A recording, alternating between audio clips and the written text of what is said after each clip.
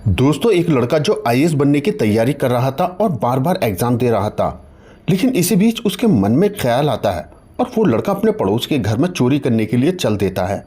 लेकिन दोस्तों, जैसे ही वो घर के अंदर चोरी करने के लिए पहुंचता है, तभी वो देखता है कि एक कमरे से कुछ आवाज़ें आ रही हैं बहुत तेज़। वो कमरे में झांकता है तो देखता है कि घर के मालिक और मालकिन दोनों संबंध बना रहे हैं बहुत तेज़ आवाज़ से। दोस्तों, वो लड़का आईपीएस बनने की तैयारी कर रहा था और वो वहाँ पर चोरी करने तो गया था, लेकिन वो चोरी को छोड़कर अपनी आंखों से उन दोनों को संबंध बनाते हुए देखने लगता है। तभी उसके दिमाग में एक आइडिया आता है और वो अपनी पॉकेट से अपना फ़ोन निकालकर उन मालिक और मालकिन की वीडियो बनाने लगता है। दोस्तों, वीडियो बनाने के बाद वो लड़का मालकिन का मोबाइल भी चुरा लेता है और फिर अपने घर वापस चला जाता है।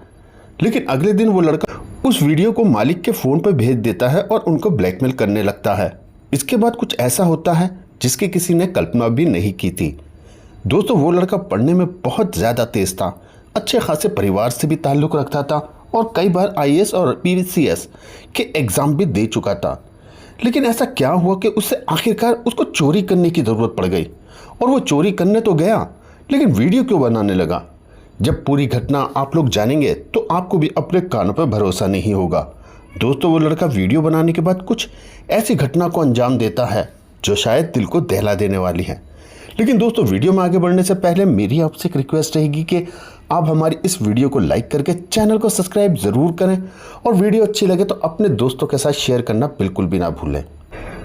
दोस्तों, ये घटना उत्तर प्रदेश के सहारनपुर ज़िले की है और समय होता है 28 जून 2022।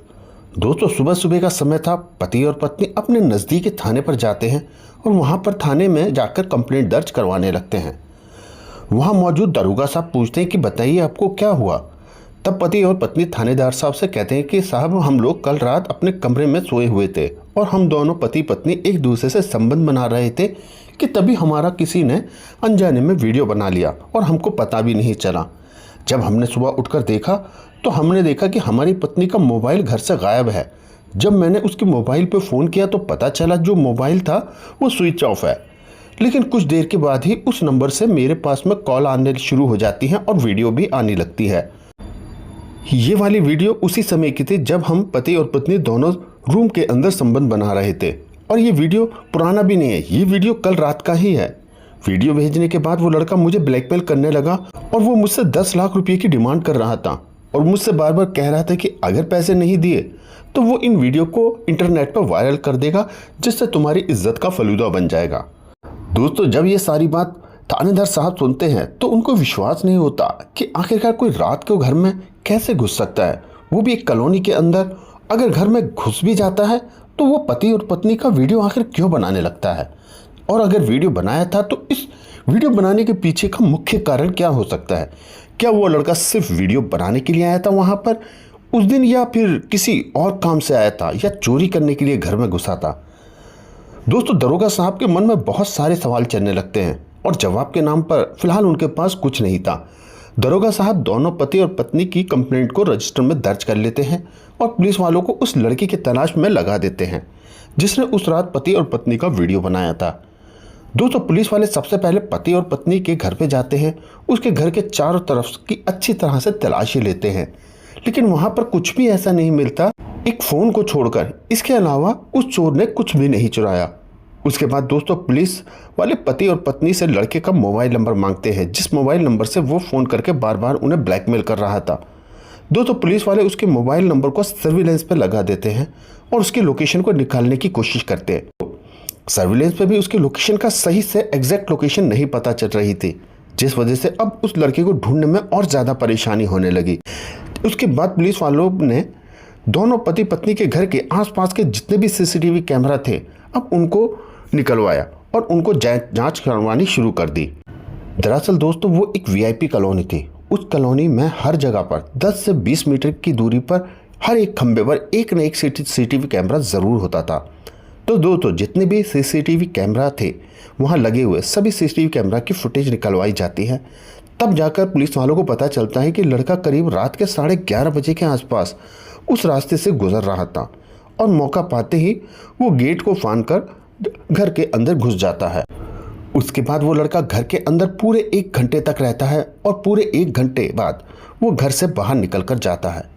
दोस्तों सीसीटीवी कैमरा में बस इतना ही कैद हुआ था कि कब वो घर के अंदर गया और कब वो घर से बाहर निकला।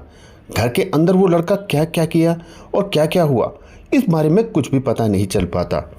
जब उस लड़की की फ़ोटो पुलिस वालों को मिल जाती है तब उसकी फ़ोटो को लेकर हर जगह पर भेज दिया जाता है, उसकी तलाश शुरू कर जाती है।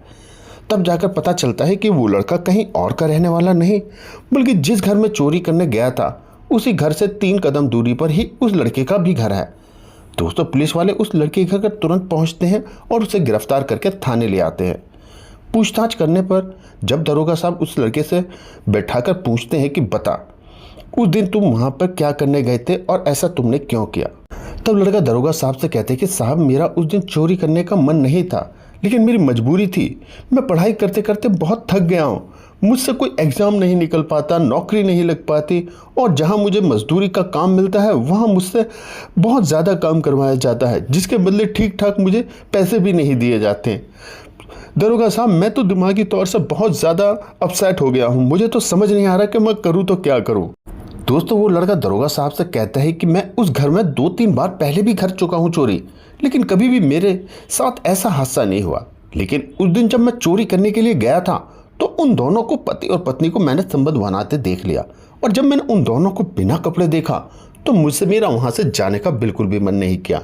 मैंने सोचा कि अगर इन दोनों की वीडियो बना लूँगा तो इनको ब्लैकमेल करके एक अच्छे से पैसे में एक बार में बना लूँगा। बस दरोगा साहब यही सोचकर मैंने उनकी वीडियो बना ली और जब मैंने वीडियो बना ली तो मैंने उन्हें ब्लैकमेल करके उनसे 10 लाख रुपए की डिमांड कर दी। मुझे लगा कि वो लोग पैसे दे देंगे, उसके बाद पैसे लेकर मैं फिर ये सब काम छोड़ के एक चैन सुकून की ज़िंदगी आराम से बिताऊंगा। लेकिन वो लोग मुझे पैसे नहीं दिए और मुझे क्या पता था कि वो लोग यहाँ आकर मेरी पुलिस में कंप्लेंट दर्ज कर देंगे। अब दोस्तों वो लड़का दरोगा साहब से कहता है कि वो लोग बहुत अमीर हैं, घर के लोग हैं, उनके पास पैसे की तो कोई कमी नहीं थी। तभी दरोगा साहब ये सुनकर उसके कई थप्पड़ रसीद कर देते हैं। जो लड़का है अब वो रोने लगता है और कहता है कि दरोगा साहब हमें माफ़ कर दो, हमसे बहुत बड़ी गलती हो गई है, आज के बाद भगवान कसम हम कभी ऐसा नहीं करेंगे। दोस्तों दरोगा साहब जब उस लड़के से ये पूछते हैं कि तुम कब से आईएएस और पीसीएस बनने की तैयारी कर रहे हो और कब से ये सिविल सर्विस की तुम्हारी तैयारी चल रही है, तो वो लड़का कहता है कि सर अभी मेरी उम्र 28 साल से ज़्यादा हो चुकी है और जब मैंने ये तैयारी शुरू करी थी तब मेरी उम्र 20 साल थी। मैं आईएएस पीसीएस हर चीज़ की तैयारी की, कई बार एग्ज़ाम में बैठ चुका हूँ लेकिन एग्ज़ाम कभी भी मैं क्लियर नहीं कर पाता। हर बार न जाने क्यों मैं कुछ अंकों से रह जाता हूँ और फेल हो जाता हूँ। तब दरोगा साहब कहते हैं कि वो मोबाइल कहाँ है जिस मोबाइल को तुमने उस घर से चुराया था। इसके बाद वो लड़का अपनी पॉकेट से उस मोबाइल को निकाल कर दरोगा साहब को दे देता है। फिर दरोगा साहब पूछते कि एक बात बताओ, उस मोबाइल का पासवर्ड तुमको कैसे पता चला? तब वो लड़का कहता है कि सर 2 दिन पहले ही मैं उसके घर के बाहर बैठा हुआ था, तो जो पति पत्नी है उनके बच्चे बाहर मोबाइल लेकर खेल रहे थे, तभी मैंने उनको मोबाइल चलाते हुए वो पासवर्ड देख लिया था और उसके 2 दिन बाद ही मैं उनके घर में चोरी करने चला गया, इसलिए मुझे इस मोबाइल का पासवर्ड बहुत अच्छे से याद था। अब दरोगा साहब को उस लड़कों की बात पे थोड़ा सा शक होने लगता है। तब दरोगा साहब पुलिस वालों से कहते हैं कि एक काम करो, इसको तो अभी लॉकअप में बंद कर दो, इसके बारे में हम और जानकारी जुटा ले तब बात करेंगे इससे। दोस्तों जो वहाँ पे पुलिस के कर्मचारी थे वो लोग उसे थाने की बैरक में डालकर बंद कर देते हैं और पुलिस वाले उसके बारे में अब और जानकारी जुटाने की कोशिश में लग जाते हैं। दोस्तों 4-5 दिनों बाद पुलिस वालों को पता चलता है कि ये लड़का एक बार चोरी नहीं की बल्कि इसने तो मोहल्ले में ना जाने कितने घरों में कितनी बार चोरी की है। ये सारी बातें उस कॉलोनी के आसपास के पड़ोसी लोग सब पुलिस वालों को बता देते हैं। जब उस लड़के के घर पर जाकर वो लोग तलाशी करते हैं तो उस घर में बहुत सारे चोरी के मोबाइल और दूसरी चीज़ें निकल जाती हैं।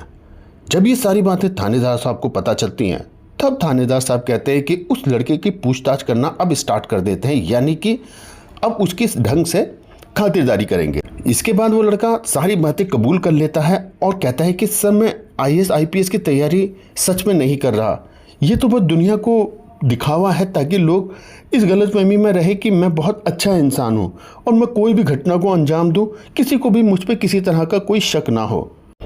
दोस्तों, जब दरोगा साहब को उसकी सच्चाई पता चल जाती है तो वो तय करते हैं ऐसे लोगों पर कड़ी से कड़ी कार्रवाई की जाए ताकि दूसरे कोई भी इंसान इस तरह से लोगों को बेवकूफ़ ना बना सके।